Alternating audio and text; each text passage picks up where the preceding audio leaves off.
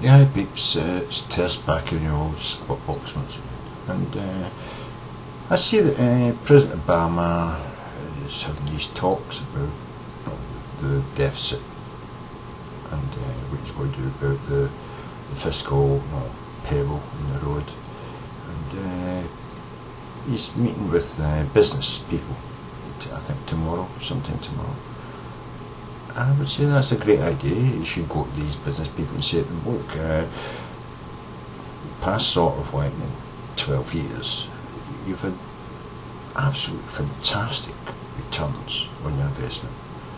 Absolutely the lowest sort of tax rates you've had in America for the last sort of 60 years.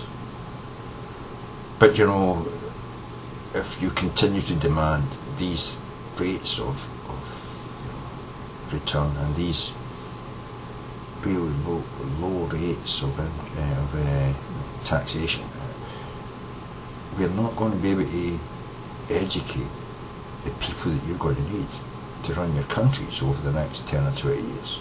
Now, you could depend on just totally importing people from Asia Minor, Europe, South America. You could just depend that you're going to be able to bring enough people to America who are going to get educated to the standards you need to run your companies here in America. Or you could think that maybe you're just going to shut your American companies down and move offshore and shift your companies overseas. But you know that the way the American people are looking at this, that's not going to happen. You're going to be vilified, and people in America will just not buy your products if you don't hire Americans. If you don't keep your factories, your production here in America, people just will not buy your products. You will be boycotted, not by the government. The people will do that themselves. You see how they're getting organised. So let me tell you what's going to happen.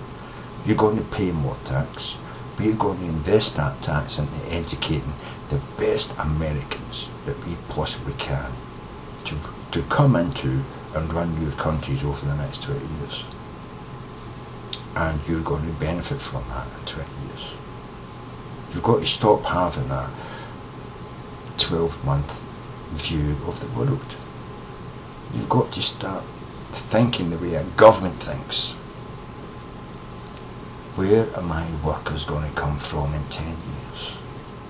If I don't pay my taxes to the government so that the government can finance education and educate my next 10 years workforce, 20 years workforce, where am I going to get the people to work in my factories?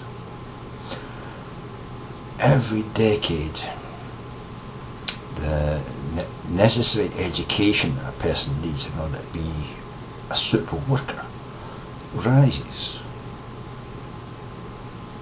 And if you're willing to let Americans just become dumber and dumber every year, so that in 10 years' time, in the next generation, people are so stupid that you can't employ them, what's the point in that? For having been able to give your shareholders 30 cents more on their shares, Why don't you give them 10 cents and put the extra 20 cents back into, your taxes, modernising your factories, that sort of thing. Helping your country.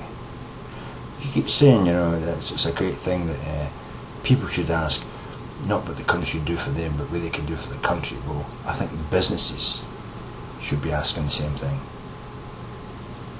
Not what the country can do for me. Not how much tax relief I can get from my country. But what can I do for the country? Because the future of the country is my future. And unfortunately, a lot of companies haven't been thinking like that. They haven't cared. But now, you should point it out to them, Obama. You should rub their faces in it. If they're not going to be the ones to step up and help America out of the shithole it's in, who is? I can say the same to my own government. there comes a time when you've got to say to the people who have made the most out of what we've been doing, isn't it a little bit of time, isn't it about time that you just give a little bit back? Not asking you for everything back, just give me a little bit back. Just a little bit. Enough to get us over this bump, this pebble in the road. That's all I'm asking.